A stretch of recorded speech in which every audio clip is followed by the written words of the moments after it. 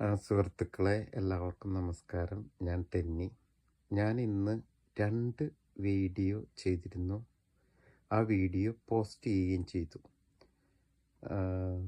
അത് കഴിഞ്ഞ് മണിക്കൂറുകൾ കഴിഞ്ഞിട്ട് അതിൻ്റെ വ്യൂസും ലൈക്കും കമൻറ്റും ഷെയറും ഒക്കെ നോക്കുമ്പോൾ എനിക്ക് ഈ ഒരു കമൻറ്റ് കൂടി ഇതിനോട് കൂടെ ചേർക്കണമെന്ന് തോന്നി. ഒന്ന്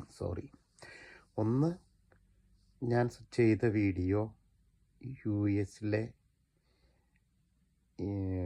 ഇല്ലീഗൽ ഇമിഗ്രൻസിനെ പുറത്താക്കുന്നതിനെ കുറിച്ചുള്ളതായിരുന്നു.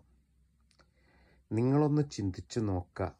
നിങ്ങളുടെ വീട്ടിൽ ഒരാൾ അതിക്രമിച്ചു കയറി നിങ്ങൾ ഉണ്ടാക്കുന്ന ഭക്ഷണവും നിങ്ങളുടെ സാധനങ്ങളൊക്കെ എടുത്ത് ഉപയോഗിക്കാനായിട്ട് നിങ്ങൾ അനുവദിക്കുമോ? അല്ലെങ്കിൽ അത്ര വിശാലമായിട്ടുള്ള എല്ലാം സ്വന്തമെന്ന് കരുതാത്ത ഒരു പരിതസ്ഥിതിയിലായിരിക്കണം. അങ്ങനെ സ്വന്തമെന്ന് കരുതുന്ന ഒരവസ്ഥയിൽ വരുമ്പോൾ തെറ്റായിട്ട് ഇവിടേക്ക് കടന്നു വരുന്നവർ ഇല്ലീഗൽ ഇമിഗ്രൻസിനാണ്. അതിനെക്കുറിച്ച് മാത്രം ഞാൻ പറഞ്ഞത്. അതിനെക്കുറിച്ച് ഒരു ലൈക്ക് ചെയ്യാനോ ഷെയർ ചെയ്യാനോ കമൻറ്റ് ചെയ്യാനോ ആളുകൾ തയ്യാറായില്ല. പോട്ടെ, അതൊരു വേറൊരു സബ്ജക്റ്റ് എന്നുള്ള നിലയ്ക്ക് വിടാം. അടുത്തത് ഞാൻ സംസാരിച്ചത് പ്രധാനമായിട്ടും സ്കൂളുകളിലെ പൊളിറ്റിക്സിനെ കുറിച്ചാണ്. നിങ്ങൾ നിങ്ങളുടെ മക്കളെ ഇങ്ങനെ രാഷ്ട്രീയത്തിലേക്ക് ഇറക്കി വിദ്യാഭ്യാസത്തിൽ വിടാൻ താല്പര്യപ്പെടുന്ന ആരെങ്കിലും ഉണ്ടോ?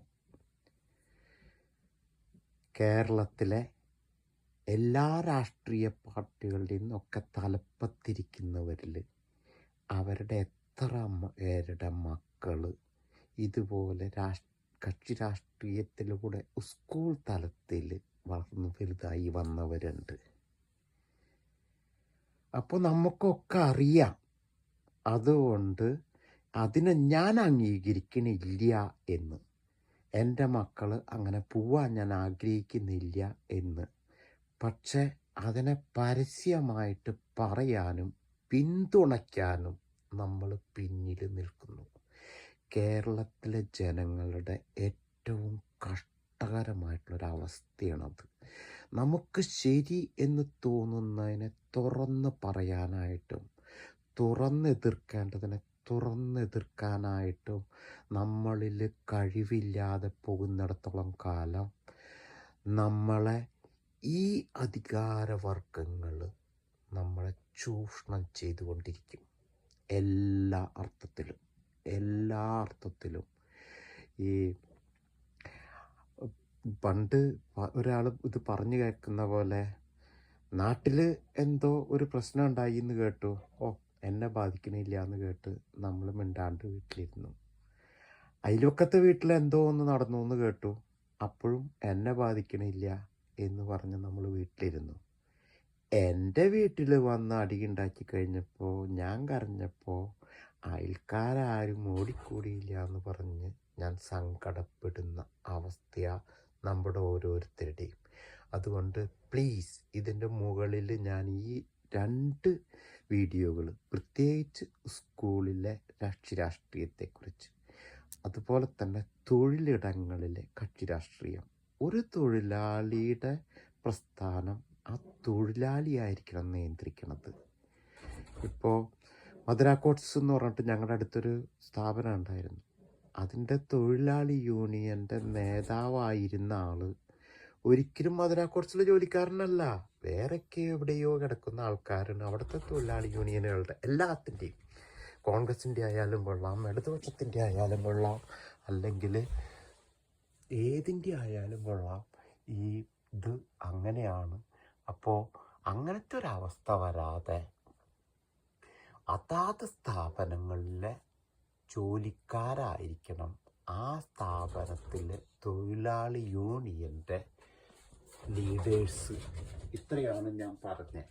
ഇത് നിങ്ങൾക്ക് താല്പര്യമുണ്ട്, നിങ്ങൾക്കത് നല്ലതായിട്ട് തോന്നുന്നുണ്ട് എങ്കിൽ നിങ്ങൾ ആ രണ്ടും കേൾക്കുക, അതിന് കമൻറ്റ് ചെയ്യുക, അതിന് നിങ്ങളുടെ അഭിപ്രായം നിങ്ങൾ രേഖപ്പെടുത്തുക.